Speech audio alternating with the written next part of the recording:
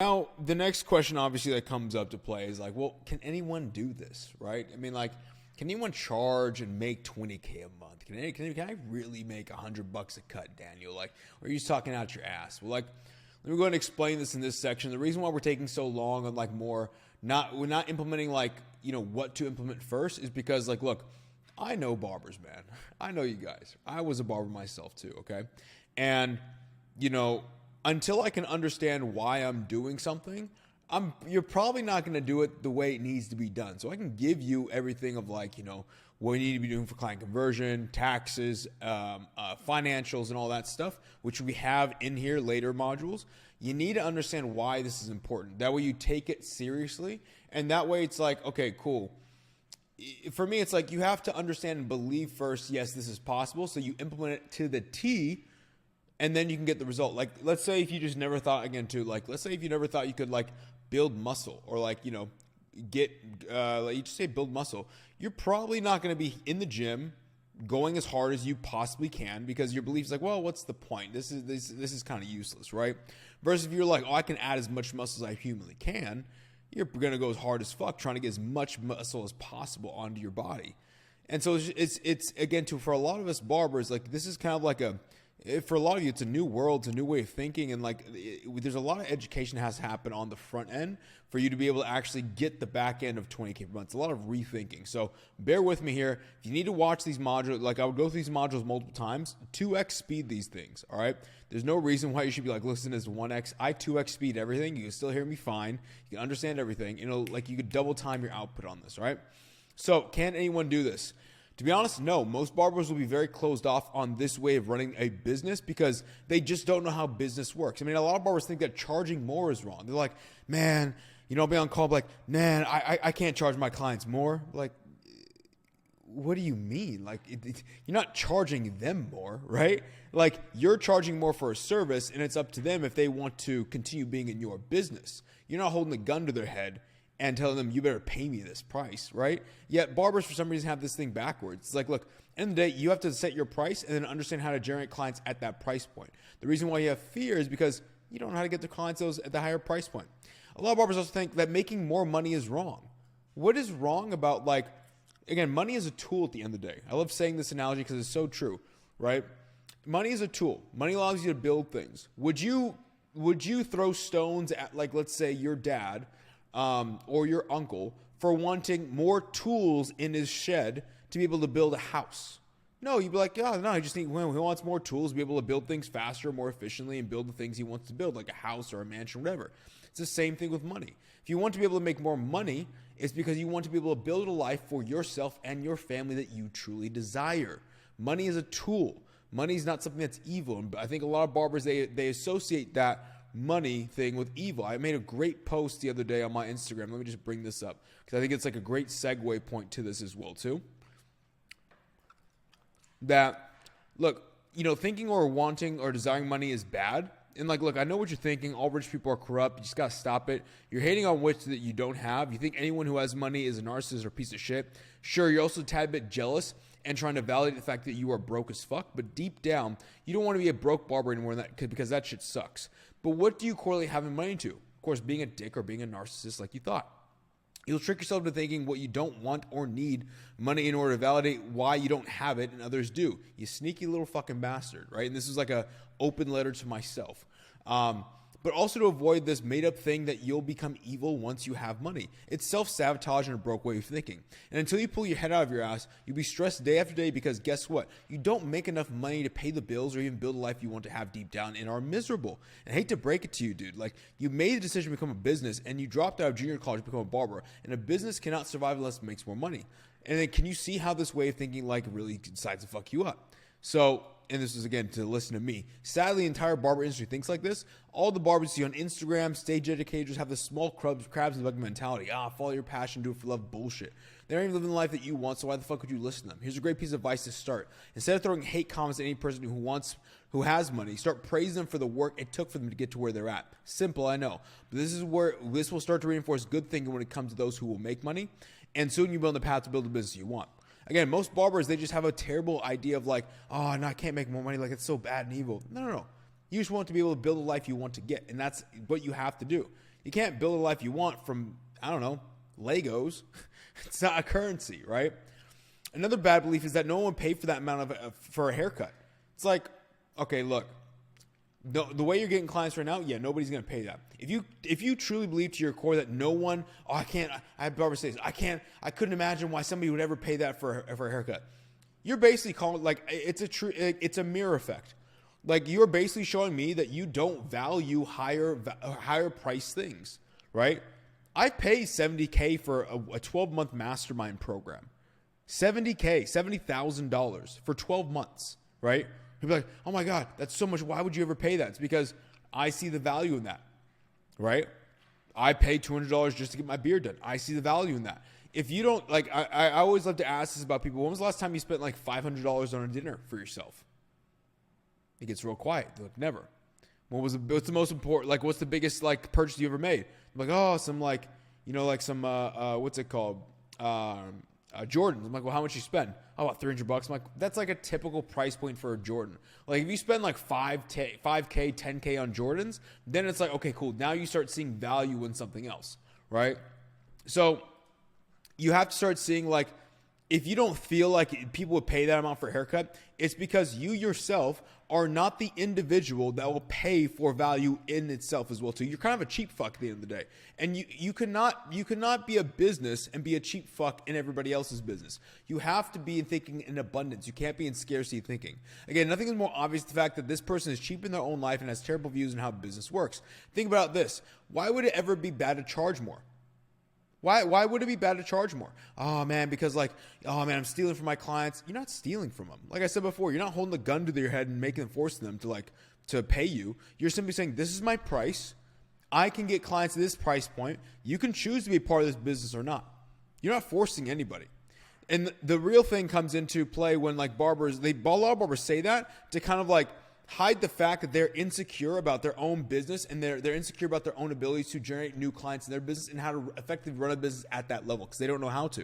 So they come up with this, like, excuse. It's not validated, right? Now, think about this. Why would it be bad to make more money? Would it be bad to not be stressed out over bills? No, of course not. Would it be bad to be able to provide more for your family, for your kids, for your parents, for yourself? No. So why do you feel like it's so bad to make more money in your business? Like, just ask yourself, like, it doesn't make logical sense. A lot of this comes from, like, very irrational thinking. And a lot of barbers have this very irrational thinking that, like, they get emotionally invested into, like, you know, the stories they tell themselves and, like, their lack of self-belief and really low self-belief, as well as, like, their you know, overall they just don't think about business correctly. And they don't see business as, like, okay, if I provide this service, it's actually a net positive and I'm not taking from people. Like, again, you're not taking anything away from people. People are choosing to give their money to you. You're not forcing people to pay you at all. I think this is, like, I keep on harping on this, but a lot of barbers think that you're forcing people. They don't want to pay you. They're just not going to pay you, right? Now, why do you think that no one would pay that much for a haircut? Again, too, just think about it. Why do you think that? People pay $1,000, right? People who are billionaires don't pay that much for a haircut. People who aren't billionaires do pay that much for a haircut. Why? Right? Why do you think that? It's because, again, your belief, your own personal belief of how you interact with the world, you don't see, like, you don't personally see the value in that. If you don't see the value in that and you're a business owner, how dare you? Right? You better start changing up your ways, because as a business owner, you better start investing in your own business. You better start seeing the value of money. You better start seeing, if I give this, it is worth this value, right?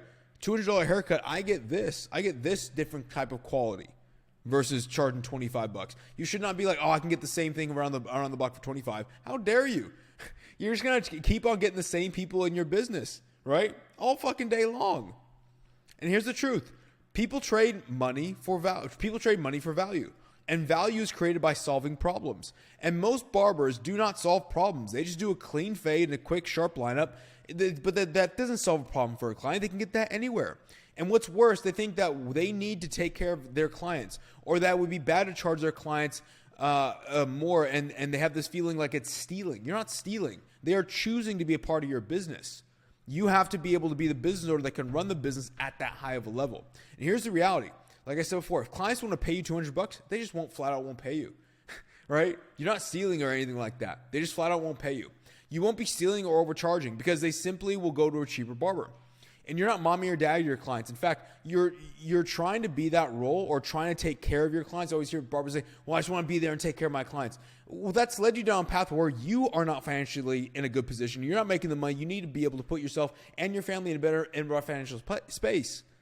So that's not even serving you at all by trying to take care of them. It's like this martyr figure thing that you're trying to play out. You're like, well, if I just like keep myself and my standards low, if I make my life shitty, eventually somebody's going to reward me for this. It's like, that's not how life works. Nobody's going to come save you, unfortunately. You got to wake the fuck up to the real world, okay? Nobody's going to come save you. Nobody's feeling bad for you. The world is just going to continue to take advantage of you until you start standing up for yourself and running your business like an actual business.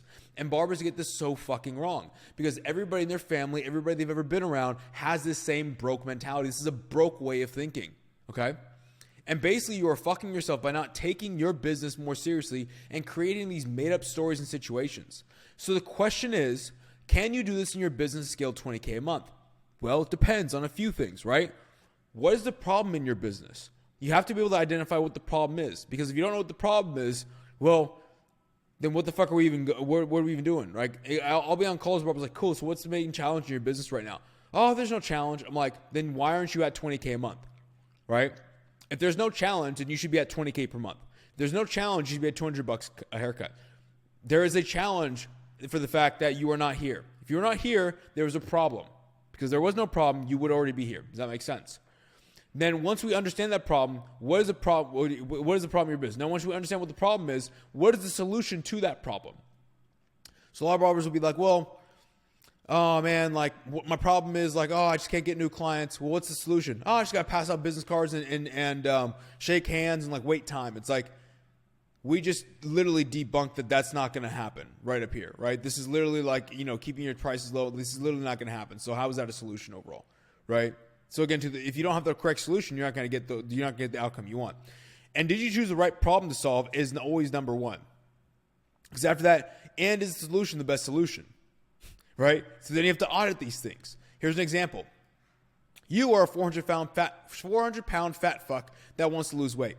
You think your problem is that you were born with a deformity that can't allow you to get a six-pack. Therefore, you don't do a single thing since you don't believe there's a solution. However, the problem is that this fat fuck is their diet consists of ice cream, cake, and Twinkies, and they eat about 8,000 calories every single day.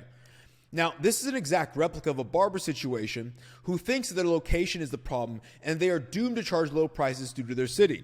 However, we've gotten a barber in a population of 7,000 people to charge $75 and going on to $100 very soon, fully booked out.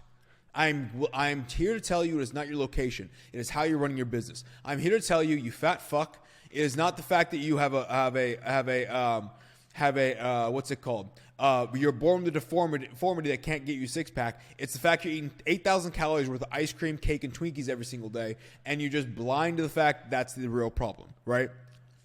Now, just like the fat fuck thing is genetics, it's not your location, but how you are getting new clients the issue. Because the way you're getting clients is by taking walk-ins, posting on social media, and referrals, and all this leads to cheap fucks in your business. Hopefully this makes sense. Now, the reason why most barbers can't do this really boils down to the inability to understand what holds their business back. If we can identify the problem and we can identify the correct solution, we can get the outcome we want, right? Here's an example of identifying the right problem, but identifying and coming up with the wrong solution. So I'm a fat fuck eating 8,000 calories a day of cake and ice cream, and I know that my diet is terrible. So I'm going to switch to eating whole foods with chicken and rice, but I'm still going to eat 8,000 calories. From this, I still won't lose weight due to the fact that I'm not being in a caloric deficit, because at the end of the day, weight loss just comes down to calories in, calories out. So yes, you identified the problem. Your diet of being a fat fuck is not suiting you. You somewhat are on the right path of like you need to eat better food, but because you still are just intaking 8,000 calories, you're not going to lose the weight. In fact, you probably will gain weight because you're going to start gaining some muscle on top of that too, because now you're eating some whole foods that will actually give your body more nutrients, right? So hopefully that makes a little bit more sense to you.